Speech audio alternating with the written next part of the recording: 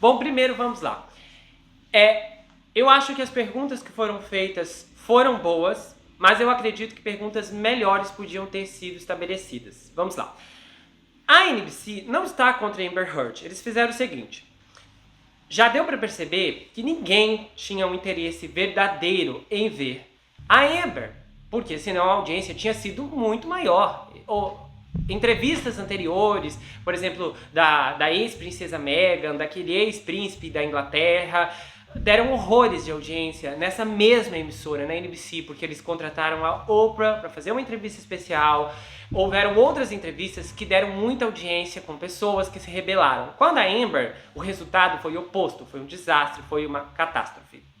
Acontece o seguinte, eles sabiam que o público em si está contra a Amber, inegavelmente, porque as provas são muito claras. Então eles formularam perguntas mais sérias, que são basicamente o que é interessante de ouvir a Amber respondendo, como, por exemplo, na mídia ninguém estava comentando o fato de que ela mentiu descaradamente. Então, assim, até essa parte é muito interessante, porque se a gente começar uma refutação, que é o que eu vou fazer agora, do que ela disse, se eu disser assim pra vocês, olha pessoal, eu ganhei aqui, uma pessoa decidiu me doar $50 mil e então eu vou doar pro Hospital Infantil de Brasília.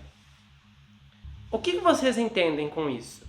Vocês entendem o seguinte, que eu vou doar. Aí eu chego aqui no outro vídeo e eu digo, gente, eu doei os $50 mil que eu recebi pro Hospital Infantil de Brasília. Eu desejo o melhor para aqueles menores, para aquelas pessoas, para aquelas criancinhas que estão sofrendo. O que vocês entendem com isso? Que eu doei o dinheiro. Isso assim é absurdo, ela foi pega na mentira e ela não teve nem a coragem de assumir e falar, realmente eu menti. Aí ela, não, porque você entende, o que uma casa tem a ver com isso? Quando você compra uma casa, você compra uma casa, é completamente diferente, é uma responsabilidade, é um termo. Se você não pagar a sua casa, o banco vem, pega a sua casa e você vai ficar na rua, é isso que acontece. Então ela fez uma mentira, que ela achou que ninguém ia descobrir, e se o julgamento não vem à tona, incrivelmente o pessoal da União de Liberdades Civis ia continuar junto com ela na mentira, porque eles ficaram revoltados, inclusive, que isso veio à tona, e ela simplesmente não tem a coragem de assumir a responsabilidade. Então isso afasta qualquer termo de simpatia, de empatia que alguém possa desenvolver e que no caso nem precisa desenvolver, porque ela é uma pessoa que mentiu e que ainda está mentindo. É como a gente olhar para uma pessoa que tirou a vida de outra pessoa, um serial killer, e aí você assiste uma entrevista dele, sabe, agora estou tendo dó dele. Não. Então eu acho que essa entrevista foi razoável, eu acho que as perguntas poderiam ter sido melhor formuladas, há muita coisa que podia ter sido questionada ali, e eles questionaram o básico simplesmente porque se a entrevistadora começasse a fazer perguntas adocicadas ou tratasse a Amber como vítima, aí era capaz da audiência ir a zero, porque os 2 milhões de pessoas, as 2 milhões de pessoas que assistiram aquela entrevista ainda tinham algum interesse e paciência. E eu vou falar a verdade, assistir aquela entrevista revira o estômago, porque ela mente, mesmo com tudo sendo exposto. Eu acho que o mais interessante é que a própria Savannah dava pra perceber que em um determinado momento ela já tava assim, tipo, nossa, às vezes é chato estar do lado do mal, porque assim, dava pra ver que a Amber tava mentindo e ela via isso assim, a cara dela ela não conseguia esconder, mesmo estando do lado da Amber, como foi a entrevista que ela fez com a Elaine, como foi a péssima entrevista que ela fez com os advogados do Johnny, ela ainda meio que, eu sentia que ela estava meio que doída por ter que fazer aquelas perguntas levemente duras, mas ela tinha que fazer aquilo em nome para a emissora não terminar de se afundar na opinião pública, porque esse caso, ele ajudou a afundar ainda mais a visão que o público tem da mídia. Então se antes uma grande parte das pessoas já via que essas emissoras não prestavam, agora um número ainda maior percebe isso. Então esse caso conseguiu trazer essa luz. E nesse momento eu vou começar a comentar algumas questões que Amber respondeu naqueles questionamentos. Vamos lá. Ela falou sobre o júri e as mídias sociais. Que os jurados foram expostos porque todo mundo nas redes sociais estavam contra mim. Vamos lá. Ela literalmente pagou um especialista em análise de mídia social O cara sentou no banco e ele explicou tudo sobre o que estava acontecendo. Ele mostrou que a taxa de adesão da Amber na internet estava baixa, que a taxa de adesão do Johnny estava alta. Gente, o cara contou tudo o que estava acontecendo. Ele compartilhou as hashtags que estavam sendo usadas. Alguém lembra disso? Ele mostrou, olha, são essas hashtags. É isso, é isso, é isso. O cara deu todo um palanque do que estava acontecendo. O júri não precisava ter sido mais exposto do que eles já foram ali dentro, no próprio tribunal, através do especialista da Amber. E teve mais uma coisa que nos bastidores eu comentei, que no último dia do testemunho dela, ela basicamente relatou o que estava acontecendo nas mídias sociais. Porque ela disse, olha, eu estou sendo ridicularizada, as pessoas estão zombando do meu testemunho, até me perguntaram, ó, ela pode fazer isso? Eu falei, pode. Porque ela tá contando lá e ninguém protestou, então ela podia falar. Ela narrou que as pessoas estavam contra ela e ela ainda basicamente disse, olha, estão me ridicularizando, estão me imitando. Ela só faltou falar o nome do TikTok, mas ela disse isso. Aí agora ela se vira com seu poder de clarividência e diz que o júri não lhe deu um julgamento justo porque eles foram influenciados pelo viés da mídia social. Isso é um absurdo. Primeiro porque a maior parte de tudo que estava acontecendo, do fato da Amber estar sendo ridicularizada pelos testemunhos horrorosos que ela estava dando no tribunal, estava rolando no TikTok, tá? No TikTok. Quem não tem conta no TikTok, quem não abre o TikTok, não vê o que estava acontecendo no TikTok. Eu que estava acompanhando esse caso de cima a baixo depois que assumi a cobertura, eu estava vendo o TikTok. Teve um monte de coisa que estava rolando por fora que eu não consegui ver porque eu não tinha tempo. Eu que estava trabalhando no caso, não consegui ver tudo que estava acontecendo. Imagina os jurados que estavam lá dentro do tribunal, manhã, tarde, tá? Até o fim da tarde. Aí vocês acham mesmo que aquele povo, que aquelas pessoas voltaram pra casa e falou, família, abre aí, quero saber tudo. Vocês acham que eles estavam com saco pra ver o que estava acontecendo na internet? Gente, aquelas pessoas estavam cansadas. Eu encontrei relatos de pessoas que estavam no tribunal que disseram que tinha alguns dias que o júri estava visivelmente cansado de tipo, ai meu Deus do céu, isso aqui tá muito tempo já. Então assim, não faz o menor cabimento. As pessoas provavelmente deviam ir pra casa, tinham responsabilidades, talvez até coisas do trabalho, vai saber, tinham filhos, tinha esposa, tinha família. Eu duvido mesmo que tinha alguém daquele julgamento que chegava em casa, pegava o celular e deixa eu me atualizar aqui porque eu vou influenciar os meus colegas. Não faz sentido, isso não tem cabimento. Tem um caso muito antigo que ainda vou trazer ainda pro canal, que é de uma mãe que ela eliminou a filha. Foi ela, tenho certeza absoluta, e os Estados Unidos inteiro sabe que foi ela. Na época do julgamento, tava todo mundo contra essa mulher, as provas assim eram escancaradas. Ela fez horrores naquele julgamento, ela teve a coragem de fazer o advogado dela insinuar que o pai abusava dela, um horror. Resumindo, ela saiu com o veredito de inocente. A mídia ficou chocada, o povo ficou chocado.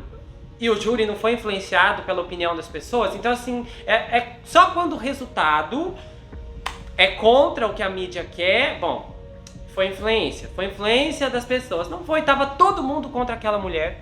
Ela tirou a vida da filha e ela tá aí andando mundo afora, livre, leve e solta, e não aconteceu nada. Então não faz sentido. A experiência do tribunal é uma experiência completamente diferente de quem está do lado de fora. Principalmente porque no tribunal o material ali é muito bruto.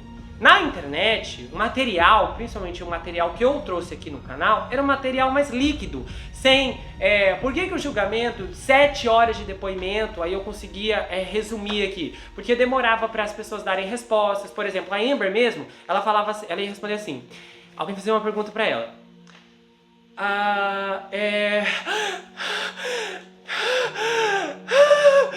Ela fazia esse drama todo, aí ela conseguia dar umas palavras... E aí tinha a pausa, aí iam falar com a juíza, então tudo isso dava 7 horas por dia. Então o julgamento era bruto, então o júri absorvia tudo o que acontecia dentro daquelas paredes. Aqui eu trazia o que era essencial, o que era importante, sem longas pausas, sem... Ai gente, e agora eles pararam, 45 minutos, vamos esperar, foi 30 minutos. Entende? Então foi desse jeito que as coisas aconteceram, a experiência foi completamente diferente.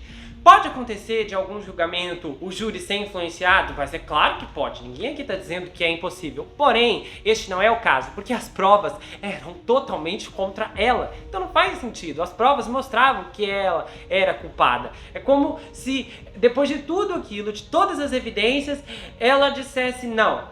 Impossível eles não terem visto a minha inocência. Eu sei que todas as provas apontam pra mim. Eu sei que as gravações revelam que eu sou uma criminosa, mas ainda assim minha carinha era o suficiente pra deixar claro, olha, eu sou uma mulher inocente. Então não tem cabimento. Esses argumentos dela não fazem sentido, esses argumentos dela não têm embasamento nenhum e não tem um ponto de reclamação justo em nenhum dos aspectos. E os jurados provavelmente devem estar muito ofendidos com todas essas declarações imprudentes e injustas. E o pior é que ela ainda se faz de vítima. Ai, eu não os culpo. Vítima perfeita. Aí ela vem uma hora e ela diz, ai, a vítima perfeita, eu não sou a vítima perfeita. Primeira coisa, não existe uma vítima perfeita. Ser vítima de um abuso só faz você se sentir fraco, magoado, degradado, agoniado, perdido, cheio de pavor e tristeza. Você é apenas uma vítima. Você não está ocupando um lugar de santidade em que você é bom, o melhor, o perfeito, o incrível, a melhor pessoa do mundo. Não é nada disso. Uma pessoa ruim pode sofrer uma tragédia. Essa tragédia pode ser injusto, e isso não quer dizer que tudo que a pessoa fez até aquele ponto da vida era certo, era correto, era bom. Mas aquilo que aconteceu com ela foi errado.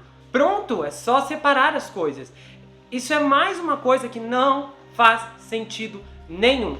Uma das coisas que eu mais aprendi com esses casos criminais que eu tenho trabalhado aqui incansavelmente há um ano nesse canal é que não existe vítima perfeita. Não existe vítima perfeita. E um passado às vezes sujo não significa que aquela pessoa é culpada pelo que aconteceu com ela. Aí depois a gente tem também a outra questão, as anotações dos terapeutas dela. Primeiro, vamos lá. Eu, Gustavo Negreiros, sou um terapeuta. Eu atendo pessoas. A maior parte do meu atendimento hoje é online, ok? As pessoas me procuram, eu atendo. Quando as pessoas estão falando comigo, quando eu estou numa sessão com um paciente, eu faço anotações. Eu tenho certeza que meus pacientes já perceberam isso, porque eu estou sempre com uma caneta na mão. Então eu faço anotações porque eu preciso muitas vezes rever, saber para qual direção eu vou, eu preciso entender, tem muitas coisas que a gente precisa olhar e você se lembra de detalhes. Então eu escrevo, olha, o paciente X me escreveu tal coisa. Então as anotações de qualquer terapeuta, de qualquer psicólogo, de qualquer psicanalista, psiquiatra, vai ser assim: X descreveu que foi atingido pelo Y. Lesão sofrida pelo Y segundo o paciente tal. Só que há um detalhe. Não há nessas próprias anotações, fulana Amber chegou aqui e relatou que sofreu isso. Bom, e realmente não há um hematoma, eu não vejo uma laceração, eu não vejo uma ferida, eu não vejo uma sensibilidade. A partir do momento que eu começo a receber um paciente, por exemplo, apanhei horrores hoje, e eu olho pro rostinho dele e vejo, gente, tá tudo aí, no lugar, sem feridas, sem marcas. O que eu vejo não é consistente com o que ele está dizendo, não há uma lesão, então simplesmente pode haver uma indicação que aquilo ali não é verdade. Então, certamente, porque o documento que alguém me diz não quer dizer necessariamente que eu acredite, e mesmo que eu possa estar acreditando, eu não posso provar aquilo. É impossível, eu jamais poderia ser chamado no tribunal para dizer, olha, fulano fez isso com ciclano. Eu poderia ser chamado no tribunal para testemunhar, olha, quando eu atendi o paciente tal, ele me relatou que aconteceu isso. Isso é justo. Esse testemunho é justo, não teria problema. Mas, igual a doutora Hughes fez, não, porque o Johnny fez isso, o Johnny fez aquilo, sem nunca ter presenciado nada. Ela fez afirmações seríssimas, baseadas apenas no que a Amber descreveu a ela em sessões. Não faz sentido. É necessária evidência clínica. Todos esses terapeutas que deram atenção a ela, o fato deles não terem relatado isso é impressionante. Então significa o quê? Que obviamente, em algum ponto, a história dela não era mais credível. Então nesse ponto faz sentido o comportamento da Amber de mudar várias e várias vezes de terapeuta. Ela saltava de um para o outro. simplesmente quando ela não estava feliz com eles, ou quando de repente eles começaram a confrontá-la, ela falou, não, é que chega, eu vou para o próximo. Bom, liberdade de expressão. Aí ela vem de novo com isso de liberdade de expressão. Horrível essa parte. É revoltante isso. Até porque, assim, eu acho que o pior, o mais hipócrita da parte dela de falar de liberdade de expressão, é que a equipe dela, a mando dela, pediu para a juíza proibir os jurados de emitir qualquer opinião sobre o julgamento, de nunca mais na vida deles declarar qualquer coisa, ou seja, eles, imagina se a juíza concorda com um absurdo desse, os jurados estariam impedidos de declarar, de contar, de escrever um livro, de dar uma entrevista, de falar a experiência deles no tribunal. Então, assim, eu posso ter a liberdade de expressão para acusar alguém, mas o júri não pode ter liberdade de expressão para dar a opinião deles, para falar a experiência deles. Então, é outra bola fora deles. A liberdade de expressão da Amber é bem seletiva. Quando é para acusação falsa, tudo bem, liberdade. Quando é para falar a questão de vivência, do que eles acharam, não, imagina, isso vai contra a minha liberdade. Aí a gente tem a outra questão que ela repetiu, que ela gostaria que as pessoas a vissem como um ser humano. Eu achei tão estranho isso, porque eu não vi ninguém dizendo que ela era uma alienígena. E é curioso, porque ela apela para esse discurso de ser humano, já que o fato dela dizer, olha, eu sou uma mulher, não é mais um álibi para tudo. Ninguém está pedindo a morte da Amber. Eu não vi ninguém pedindo isso. Não vi ninguém. E olha que eu vi pessoas revoltadas, mas ninguém pediu isso. No máximo, a sua prisão. E até eu pedi isso. Agora, até o momento, mesmo que as pessoas peçam a sua prisão, isso não faz com que você deixe de ser um ser humano. As pessoas que estão na prisão são seres humanos. Aí depois também tem a questão se ela ficou surpresa com o veredito. Aí quando ela diz assim, eu quero dizer sim, mas isso não seria verdade, ela tentando mostrar que ela é honesta, e mesmo quando ela quer dar uma resposta desonesta, isso vai contra seus valores e normalidade, contra o seu comportamento de honestidade. Basicamente ela estava dizendo assim, olha como eu sou honesta, vocês estão vendo? Eu sempre sou honesta. Depois a gente entra numa das maiores aberrações dessa entrevista, ou talvez a maior. Quando ela diz que ainda ama o Johnny Depp.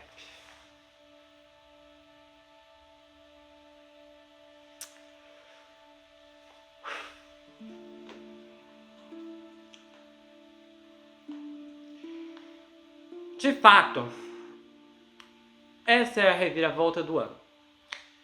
Porque ela dizer uma coisa dessa, depois de tudo que ela declarou,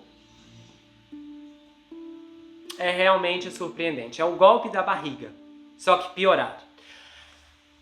Gente, vamos lá. Uma pessoa que sobreviveu a tudo aquilo que ela relatou, jamais expressaria amor pela pessoa que causou todo aquele sofrimento. Imagina, o Johnny roubou a juventude dela, pisou, chutou, escarneceu, humilhou, fez ela de refém na Austrália. Ela viveu os piores dias da vida dela com ele. Aí, ela diz que ainda o ama. Não faz sentido. Eu nunca vi ninguém que sobreviveu a uma violência doméstica. Eu nunca vi alguém que saiu de um caso como esse dizer que ainda ama. Eu já ouvi pessoas dizerem que perdoa, eu aconselho a perdoar. Eu já vi pessoas dizerem que não sentem mágoa, que não sentem raiva, mas dizer que ainda ama? Não. Não, isso não existe. Sabe por que isso não existe? Porque quando você está condicionado dentro de uma relação onde a violência doméstica predomina, o que te mantém ali dentro é um apego, é uma dependência afetiva que supera qualquer amor que você tenha por aquele indivíduo. Esse amor, ele vai desaparecendo quando a violência na relação vai progredindo. Muitas pessoas se mantêm ali por dependência, não por amor. Quando elas conseguem escapar e quando todo aquele apego vai embora, porque muitas vezes as pessoas ainda passam por um longo período de tratamento para que haja de fato uma superação. Quando chega neste ponto, ela entende realmente tudo o que aconteceu, elas olham para trás e veem como aquilo foi vivido, como aquilo foi errado e como não tinha amor de nenhum dos dois lados, porque antes de amar o outro você tem que se amar mais ainda. E se você se amasse, você não permaneceria naquela relação. Então, se você não se ama, quem dirá amar o outro? Então, não tem cabimento, nada com nada, não bate, impossível isso aqui. Aí a gente tem também outra declaração dela que é horrível. A afirmação de que o julgamento foi a coisa mais horrível que ela passou. Gente do céu, como? Imagina, você tá numa situação, você tá algo de violência doméstica, 10 anos, 6 anos, sabe lá Deus quanto tempo, 20 anos, 30 anos, 40 anos.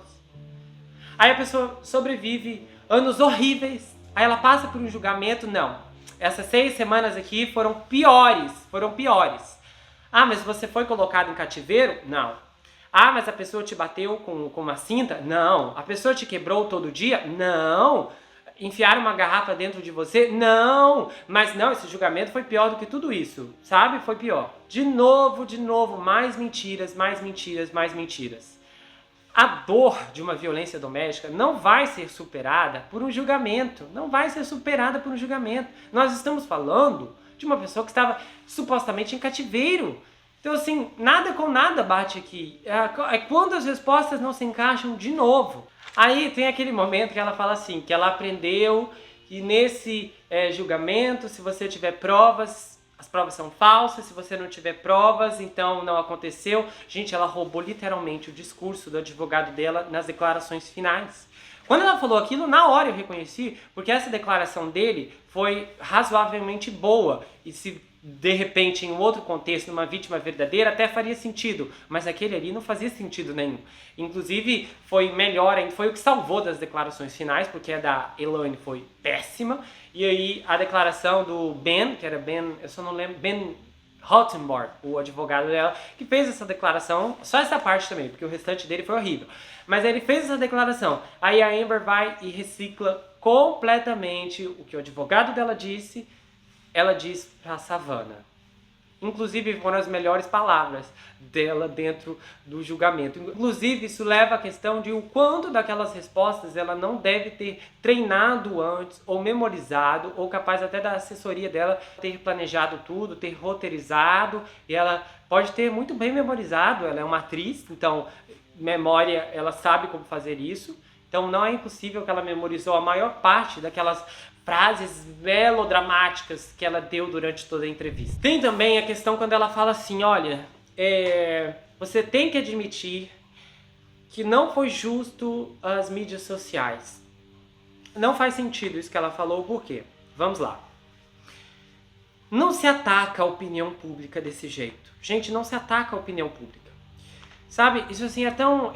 Quando eu vi essa questão, quando eu vi como ela respondeu a isso, ou seja, sugerindo mau caratismo das pessoas, a primeira coisa que eu lembrei foi As Mulheres do Presidente. Quem acompanha a série sabe que a quinta personagem de importância são 5 personagens principais: Linda Tripp, Monica Lewinsky, Bill Clinton, Hillary Clinton e Paula Jones. A Paula Jones foi uma vítima completamente desacreditada pela mídia. Quando a Paula Jones veio a público, a mídia se voltou contra ela e eles acabaram com a Paula Jones. Eles ridicularizaram a Paula nos programas de humor que existem, que estão no ar até hoje. Inclusive, imagina, no TikTok não pode zombar da Amber, mas os programas de humor, tudo bem. É que assim, se o TikTok fosse da NBC e desse dinheiro, tudo bem, mas o programa de humor da NBC que está lá, que zomba de todo mundo, semana após semana, não, esse pode. Essa zombaria é do bem, ela pode. As outras não podem, entende? Então assim, nesse caso, se você for acompanhar, é doloroso você ver o que aconteceu com a Paula Jones. Ela foi detonada, massacrada, deve ter sido anos de terapia para se recuperar daquilo ali. É horrível, é revoltante. A vontade é processar todo mundo que fez aquilo, porque não foi apenas um mau caratismo, foi uma conspiração generalizada contra uma mulher que proferiu declarações sinceras, baseadas em provas, em evidências substanciais, em um homem que já tinha um histórico altamente criminoso e de uma mídia corrupta. A opinião da mídia influenciou a opinião pública. Eu acho que 60% da opinião pública não acreditava na Paula Jones quando tudo veio à tona. Eu lembro muito bem que em um dos episódios em que eu narrava, tem um episódio das Mulheres do Presidente que foi dedicado a apenas mostrar como a opinião pública e como a mídia tratou a Paula. Eu lembro muito bem que eu disse, que eu falei o quanto a mídia foi suja, o quanto a mídia foi imunda. Mas em nenhum momento eu ataquei as pessoas. Por quê? Porque é muito claro que as pessoas têm as suas próprias crenças. Naquele caso, as pessoas foram manipuladas. E mesmo assim, você não ataca as pessoas. Você não ataca as pessoas porque você respeita a opinião delas. Você pode criticar e dizer, olha, as pessoas foram manipuladas, as pessoas foram enganadas. Mas você não diz, olha, essas pessoas são sujas, olha, essas pessoas têm desvio de caráter. Você não diz uma coisa dessa. Você não ataca a opinião pública, você não ataca as pessoas comuns, porque as pessoas comuns, muitas vezes, não formulam suas crenças baseadas na malícia. Elas são levadas a acreditar por diversas maneiras e por diversos motivos. E quando, dependendo, se elas verem novas evidências, elas podem mudar de opinião. Então é uma questão de apresentar os fatos, de levar a mensagem adiante, que podem sim mudar de opinião, dependendo dos fatos ou de como os fatos são apresentados a eles. Agora, fazer o que ela fez aqui mostra mais uma vez o quanto ela se sente superior e o quanto ela está disposta a atacar tudo e todos para se manter no seu pedestal. E acho que também tem mais uma coisa que vale comentar, que é quando ela disse assim: ele convenceu o mundo que ele tinha tesouras ao invés de dedos. Sei nem o que dizer. Se alguém me perguntasse, analisa isso agora, eu não sei nem o que analisar. Gente, como assim o Johnny Depp convenceu as pessoas que ele tinha tesoura no lugar dos dedos? Sabe, é mais uma série, ela mencionou exatamente os personagens de maior sucesso dele, o Jack, do Piratas do Caribe, e o Edward, do filme Edward, Mãos de Tesouros, pra mexer com a memória das pessoas. De alguma forma ela quis fazer com que as pessoas se sentissem culpadas. Ela recorreu muito a um ataque que a mídia faz, né? A culpa é sua, a culpa é nossa, olha o que está acontecendo com não sei o que, a culpa é sua, a culpa é nossa. Realmente é um teste de paciência ouvir a Amber Heard, é um teste de paciência, porque isso só indigna, porque você vê o quanto as intenções dessa mulher são obscuras e são feias, são mascaradas de maldade, de trevas. Eu temo pelo futuro dessa bebê. Eu temo. Eu já me preocupo porque ela expõe as fotos dessa bebê, sabe? Coloca as fotos, a carinha da bebê nas redes sociais. Eu acho tão errado isso quando as pessoas fazem uma coisa dessa. Tem tantos perfis aí, direto.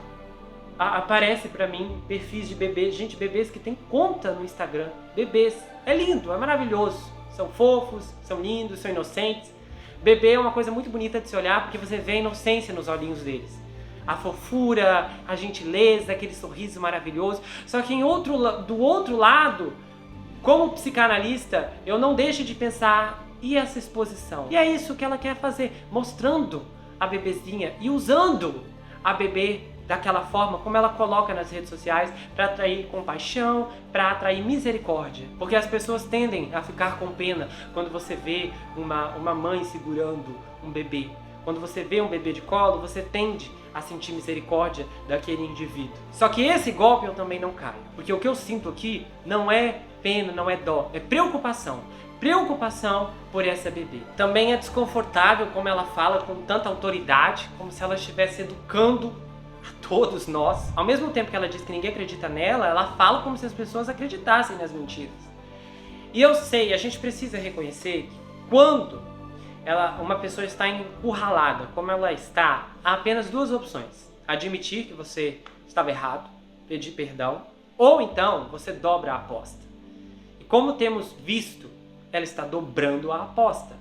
A carreira dela está danificada, isso é irreversível. Então a única salvação da Amber nesse momento é se esconder atrás do escudo de sua causa. Sendo uma histriônica, ela vive criando drama, caos e conflito. Exatamente o que a doutora Curry testemunhou naquele tribunal. A Amber precisa de atenção. E claro, uma atenção positiva seria melhor. Só que a atenção ruim, eu acho que pelo visto é melhor do que nada. Mesmo que você pense que eu estou mentindo, você tem que admitir. Amber, a última pessoa que tem que dizer a alguém que tem que admitir é você. Você que tem que admitir que você mentiu. E o mais louco é que ela, sendo uma atriz, parece que ela teve uma percepção e que ela tentou imaginar e simular toda essa situação como um filme dramático sobre uma sobrevivente de abuso.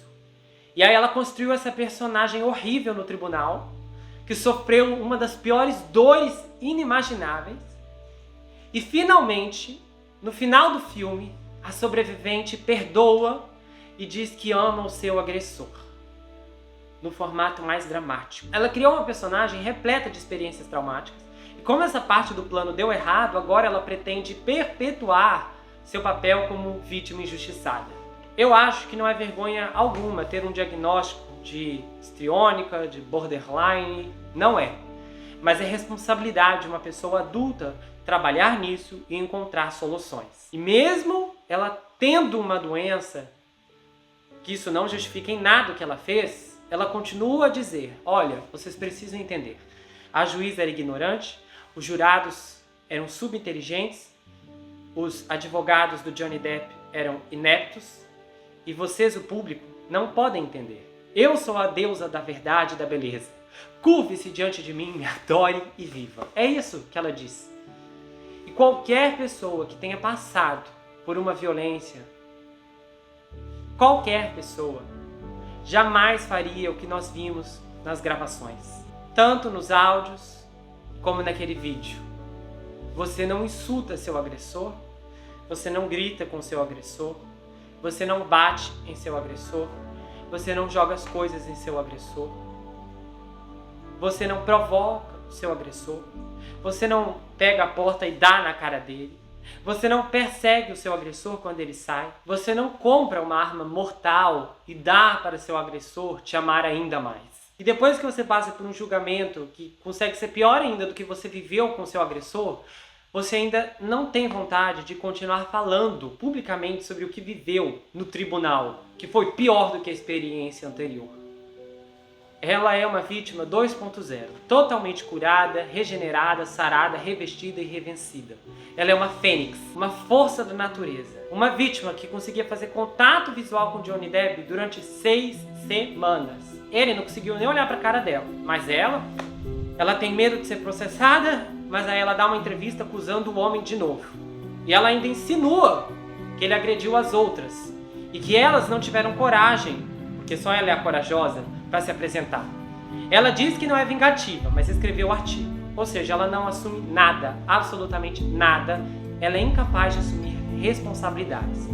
Porque toda e qualquer ação, tudo que ela fez, foi sempre no papel de vítima. Nunca errou, só sofreu a vida toda. Francamente, quem quer processar a Amber Heard sou eu. E essa era a última coisa que eu pensei. Mas a vida dá muitas voltas.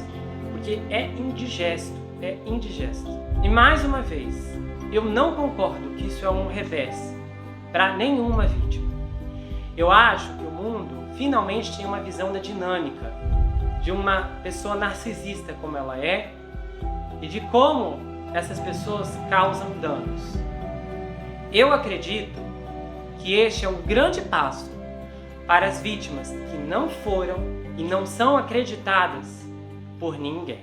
Eu espero que você tenha gostado desse vídeo, eu fiz com muito carinho. Eu inicialmente não tinha pensado em trazer a transcrição toda da entrevista, mas depois eu falei, gente, tem que trazer tudo. É bacana até porque quem quiser localizar a entrevista completa, vai encontrar aqui do canal. Eu trouxe basicamente tudo que ela disse, tudo que a Savannah falou. E se você quiser saber mais sobre mim, adquira meu livro, Perfeito Estranho, já está disponível lá no meu site. Esse livro conta a história de um rapaz chamado Jack Wilbur, que se vê preso em uma terrível maldição hereditária, enquanto ele precisa enfrentar um serial killer que está escondido em sua própria casa. Se você adquirir o livro e você quiser, é claro, o livro vai autografado, com marcadores e um pôster exclusivo. A gente faz o correio, na verdade, ele envia para qualquer lugar do Brasil, quase para qualquer lugar do mundo também. Você pode me seguir no Instagram, entre no grupo do Telegram, eu mando áudios exclusivos por lá, bastidores que infelizmente não tem como chegar aqui, mas por lá eu sempre comento, as novidades são antecipadas, é um grupo privilegiado. Então entre, faça parte do nosso grupo do Telegram, tenho certeza que você vai gostar muito desse contato tão bacana e dessa interação especial, ok? Eu tenho um canal de cortes, onde as análises são recortadas e postadas por lá. E não se esqueça, dia 8 de julho estreia a nova minissérie do 24 Horas na Mira, Pássaro Negro. Vocês vão ficar perplexos com essa minissérie. A gente se vê no próximo caso e não se esqueça que aqui você sempre vai ter um amigo. Até mais, pessoal!